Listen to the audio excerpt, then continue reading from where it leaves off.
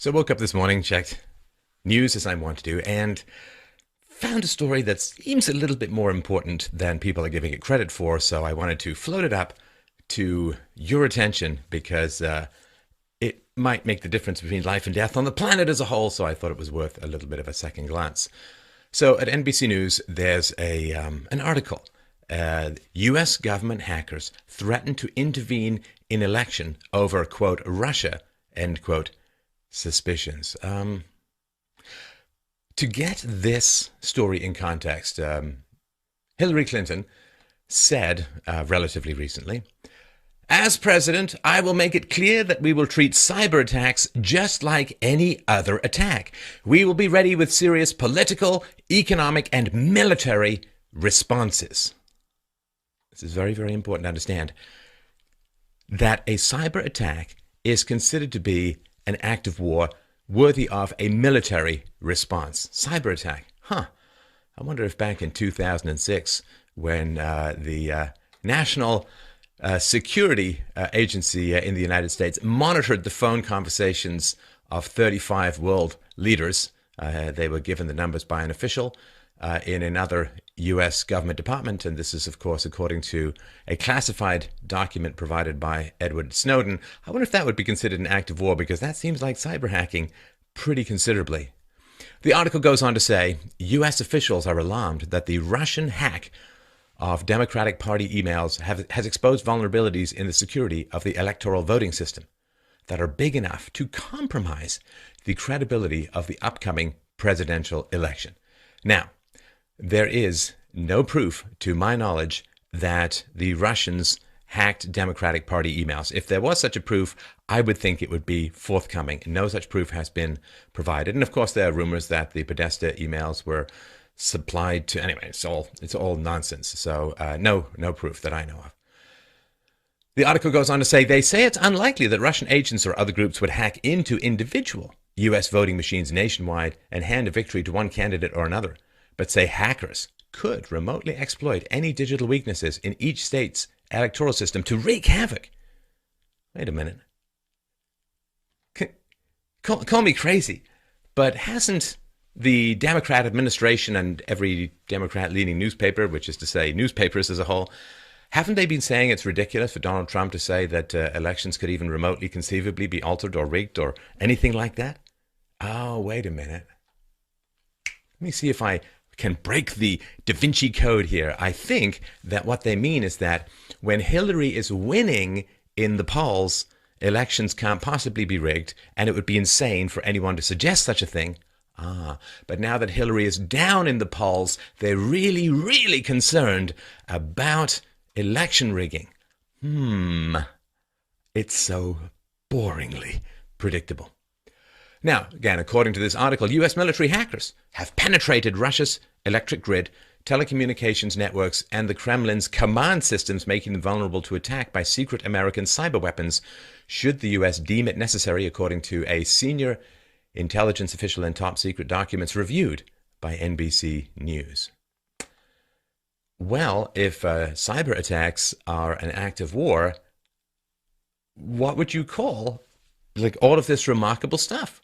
I mean, the fact that they've penetrated telecommunications networks, electric grid, Kremlin's command system, isn't that kind of warlike, in the realm of war, if this is what Hillary Clinton says, and any cyber attack is an act of war? Now, American officials, I'm going to paraphrase here, so U.S. officials have long said that places like Russia and China, other nations, that they have left hidden malware in various places in U.S. critical infrastructure. So they say it's definitely there, but it's hidden. Wow, that's quite intense. If you have proof that it's there, why don't you fix it? Why did you take out the malware? Why don't you find out where it came from, if you even can? Why don't you fix your security so it can't be put there? But saying, oh yeah, there's hidden malware out there and we know where it's come from. It's like, oh, you kidding me? I've never seen that leprechaun, but I know what kind of shoes he's wearing. Oh my God, how stupid do people... Well, I guess we'll find out. over time. Now, many people, of course, have assumed that America has done the same thing to other countries. So NBC News reviewed a bunch of documents and combined them with remarks from a senior U.S. intelligence official who says that, yes, that is the case. In the case of Russia, well, so America has implanted malware in critical Russian systems, ready for activation. What? Shouldn't this be front page news? These are two nuclear-armed powers committing surreptitious acts of war by Hillary Clinton's definition against each other. Oh, stay home, stay home, stay home. U.S. officials seem to express significant concerns that Russia will use its cyber attack capabilities in an attempt to disrupt the presidential election. Now they say we don't expect Russia to attack critical infrastructure. Many believe that would be an act of war, but maybe cyber mischief, fake documents, bogus social media accounts designed to spread misinformation. Wow. Release of fake documents in an attempt to influence an election. Misinformation spread with the goal of influencing an election. That would be an attack upon the very foundations of democracy. Boy, it's a really, really great thing. The mainstream media has never put out false accusations or proliferated fake documents because they are all Democrats and designed to influence people about who they vote. Boy, see, when Russia does it, it's really, really terrible and it's election rigging. When our friends in the media do very similar things, well, that's called the Fourth Estate. It's good reporting. And First Amendment. So it's so... again, it's so boringly predictable, but it's not being reported on. And so there is an expert who says U.S. hacks into the computer systems of China, Russia, Iran, North Korea, and so on. It's gone on for years and so on. And that is... that seems kind of important. That seems like kind of an escalation. And if Hillary Clinton's right, and cyber attacks or cyber intrusions, right? Of course, you can't have a cyber attack without a cyber intrusion. But if America has placed all of these cyber bombs in critical infrastructure in other countries, that seems kind of important and seems like a big escalation. Because this stuff is notoriously hard to track, right? I mean, I'm no expert on it, but as far as I understand it, there's spoof addresses, there's virtual private networks, there's something called the dark web, apparently, which is not a horror story about a spider in Australia the size of a dinner plate, but is something else. Now, according to Zero Hedge, see, influencing elections electronically, really, really bad. But a UK-based company that has provided voting machines for 16 states. You know, some of the relatively important states, battleground states, Florida and Arizona and so on. This UK company has direct ties with Clinton crusader and billionaire leftist George Soros. Recent WikiLeaks email revelations have shown that Hillary Clinton got some foreign policy directives and coordinated some aspects of domestic policy with George Soros. And Hillary Clinton has received tens of millions of dollars from the billionaire in presidential campaign support.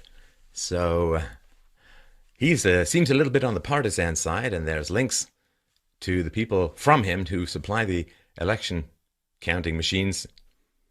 Is that, I don't know, is that worthy of investigation? Are there no people in America who can put these machines together? I mean, Americans seem to have the capacity to cyber intrude into various well-protected systems overseas in foreign languages, no less.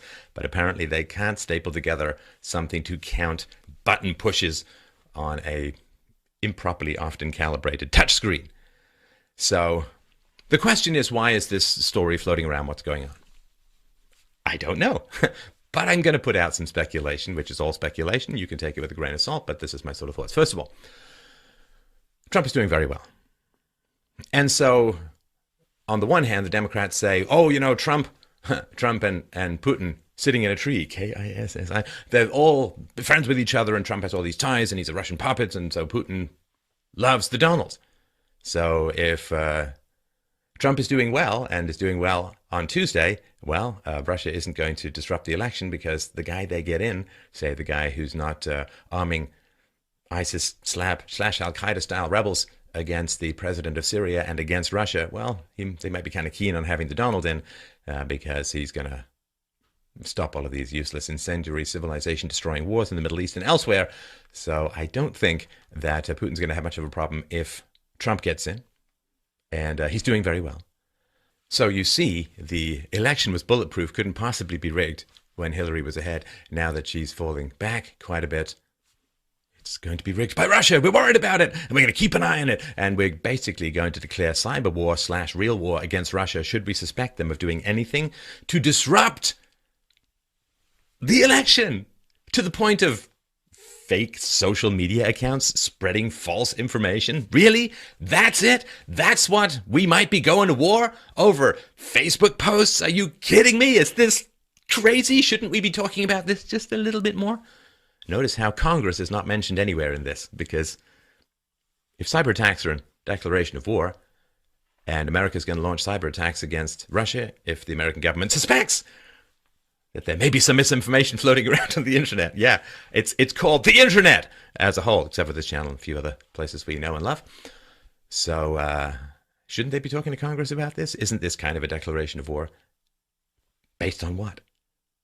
We think there may be bots that are posting false info. Twitter is gonna... Man, this is completely insane. But this is, I believe, again, speculation time, but this is what could be playing out. If the Democrats believe that they're going to lose the election on Tuesday, well, they may very well say, oh, gosh, don't you know, there was a big cyber attack, and there was false information on the internet, therefore, election invalid, therefore, I don't know, let's activate cyber attacks on Russia, because we think they may have done it, because I had borscht once, and that's unrelated, but hey, let's just go with that as a kind of proof. And then what? Or, here's another situation. What they've basically said is, if we have any kind of evidence of anyone trying to influence the election with false information or disruptive event-y things, well, I don't know, the Saudis and the Qataris seem to give a lot of money to the Clintons. They probably want her in power. The Saudis are reported to have funded significant amounts of Hillary's election war chest. So maybe the Saudis could do a little attack here and there. Next thing you know, oh, gee, we seem to be at cyber war / war, and we think that the elections were rigged, so sorry about that whole voting thing. You know, it was pretty fun while it lasted, and, you know, you can keep your selfie of your vote as a souvenir of something that may not be happening again for quite a while. See, the important thing to remember, this is no ordinary election, my friends. This election is winner take all. This election, if the Democrats get in and legitimize tens of millions of illegal immigrants who are all going to vote Democrat, then the Republican Party is done and it becomes a one-party or uniparty state from here to eternity. And then there will be elections, just like you could have elections in communist countries, but it won't make any difference. There won't be any outcome that will alter. Whereas, of course, as we know from Donald Trump's comments to Hillary Clinton, if Donald Trump gets in, there are going to be some pretty significant investigations going forward against the Clintons, against the Clinton Foundation, and where that leads, we know that Barack Obama was sending emails with a cunning pseudonym back and forth with Hillary Clinton on her server, and who knows where that's going to lead. So you understand, this is a winner-take-all election. Now, I don't tell anyone what to think, of course. I like to give examples on how to think, but I'll tell you what I think. If on Tuesday there are all of these rumblings coming out about cyber intrusions and false information and cyber attacks, I'm going to tell you, I'm just going to take the words of George Carlin to heart. I'm not going to believe a word of it.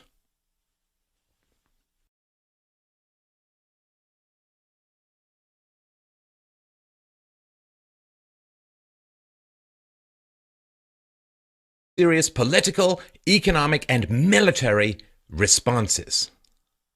This is very, very important to understand. That a cyber attack is considered to be an act of war worthy of a military response. Cyber attack. I wonder if back in 2006, when the National Security Agency... So I woke up this morning, checked news as I want to do, and found a story that seems a little bit more important than people are giving it credit for, so I wanted to float it up to your attention because it might make the difference between life and death on the planet as a whole, so I thought it was worth a little bit of a second glance. So at NBC News, there's an article. U.S. government in the United States monitored the phone conversations of 35 world leaders. They were given the numbers by an official in another U.S. government department, and this is, of course, according to a classified document provided by Edward Snowden. I wonder if that would be considered an act of war, because that seems like cyber hacking pretty considerably. The article goes on to say, U.S. officials are alarmed that the Russian hackers threatened to intervene in election over, quote, Russia, end quote, suspicions. To get this story in context, Hillary Clinton said relatively recently, "As president, I will make it clear that we will treat cyber attacks just like any other attack. We will be ready with Russian hack of Democratic Party emails has exposed vulnerabilities in the security of the electoral voting system that are big enough to compromise the credibility of the upcoming presidential election." Now, there is no proof, to my knowledge, that the Russians hacked Democratic Party emails. If there was such a proof, I would think it would be forthcoming. No such